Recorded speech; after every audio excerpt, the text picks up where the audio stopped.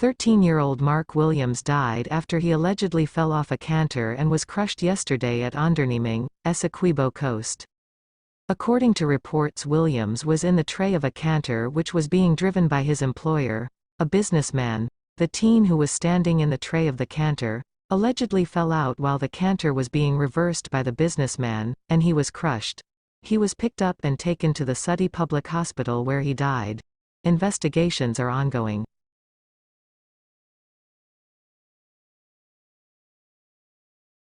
Police are reporting a fatal accident which occurred on Monday, June 12, at about 19 hours on Long Creek Public Road, Soesdijk, Linden Highway, involving motorcar PAD 283 driven by 25-year-old Hubert James of Lot 39 West Watuka Wismar Linden and a black XR motorcycle which was being driven by 22-year-old Shazir Muhammad and pillion rider 26-year-old Ryan Boudin, both of Long Creek Red Road, Soesdijk, Linden Highway. Inquiries disclosed that the motorcycle was proceeding south along the eastern side of the road while the motorcar was proceeding in the said direction some distance behind when the driver alleges that the motorcycle, which had no rear lights, swerved west. On seeing this, he applied brakes, but because of the short distance, the motorcar came into contact with the rear of the motorcycle, and as a result of the collision both vehicles were damaged and the motorcyclist and the pillion rider fell to the road surface where they received injuries to their head and about their bodies. They were picked up in an unconscious condition, placed into a passing vehicle and taken to the Linden Hospital complex where they were both seen and examined by doctors on duty and pronounced dead on arrival.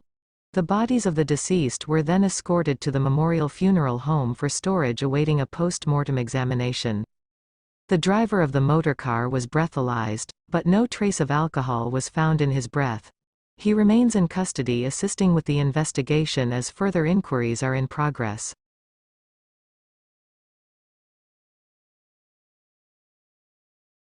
Police are investigating an alleged murder committed on 25-year-old Persoramgan Pat, a rice farmer of Lot 169 Well-Rank Dam, number 57 Village, Currentine, Berbice, by an 18-year-old male, which occurred about 2:30 hours on Monday, June 12, 2023, at Queenstown, Riverton, Currentine, Berbice. Investigations revealed that the suspect and the victim were imbibing together, when a heated argument ensued, resulting in a scuffle. The suspect then armed himself with a knife and dealt the victim several stabs about his body, causing him to receive injuries. The victim was escorted to the Port Morant Public Hospital where he succumbed to his injuries while receiving medical treatment. The suspect was subsequently arrested and is assisting police investigations.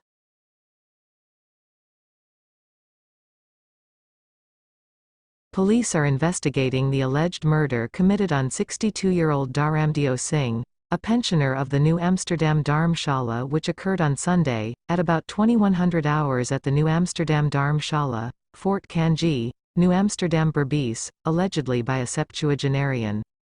Inquiries disclosed that the sexagenarian and his attacker were seen arguing, and shortly after the suspect, who was armed with a piece of wood, lashed the victim several times about his body, causing him to receive injuries. The victim was taken to the New Amsterdam Public Hospital, where he was pronounced dead on arrival, and the body was escorted to the Arokium Funeral Parlor, awaiting a post-mortem examination. The suspect was arrested and is assisting police as investigations continue.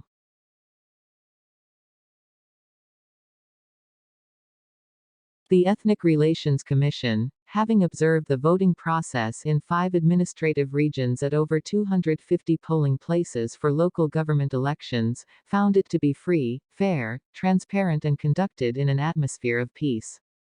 The Commission commend polling day staff of the Guyana Elections Commission for the professional execution of their duties and the resulting efficiency of the process.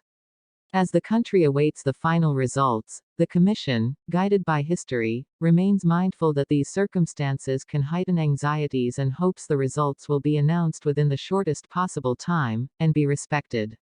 The ERC remains resolute that credible local government elections is vital for the benefit of citizens and eventual transformation of communities through local democracy, in the regions, villages and towns.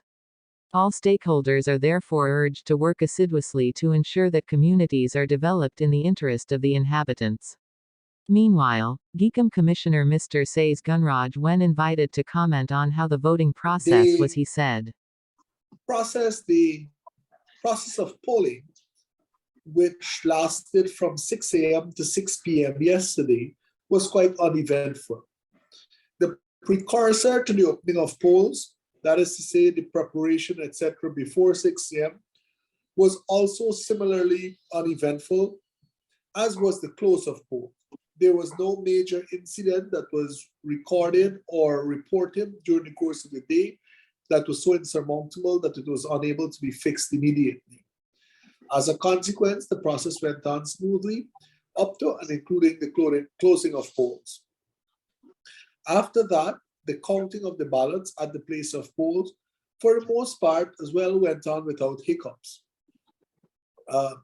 Thereafter, after the ballots were counted and the ballots and the numbers ascertained, those were reduced to statements of poll, the first copy of which is mandated by law to be posted outside the polling place in a conspicuous place.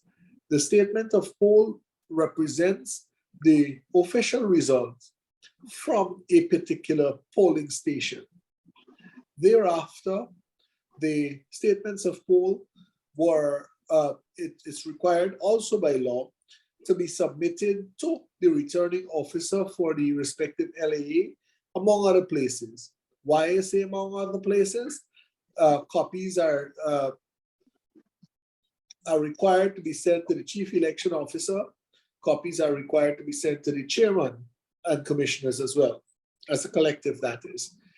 At the returning officer's office, the results that are contained in those statements of poll were tabulated to then make the official results known, which are then subject to official declaration, which tells the number of total number of votes cast in favor of particular lists, insofar as it relates to the proportional representation system, and in relation to the constituencies, votes and cast in particular in favor of particular candidates. That also for most of the local authority areas throughout the ones that had elections, because as you are aware, there were some that had no elections because there were no contestants except one. And that went pretty smoothly for most. By this morning, there were declarations in most of those local authority areas, and including some municipalities. There were some issues with Georgetown, which I believe are now sorted. And as we speak, as at 3:45 on Tuesday, I believe that those issues have been sorted or substantially sorted, and the process of tabulation is currently underway at the returning officer's office for the municipality of Georgetown. If my record is correct, I believe that the municipality of Georgetown is the only outstanding local authority area insofar as it relates to results at this time. So all in all, the process seemed to have worked and worked fairly well. And Georgetown, I don't want to say that the issues that Georgetown is experiencing were anticipated, but Georgetown is the largest local authority area, and as a consequence, some challenges were expected, and thankfully it seems as at the present time that those challenges are being overcome.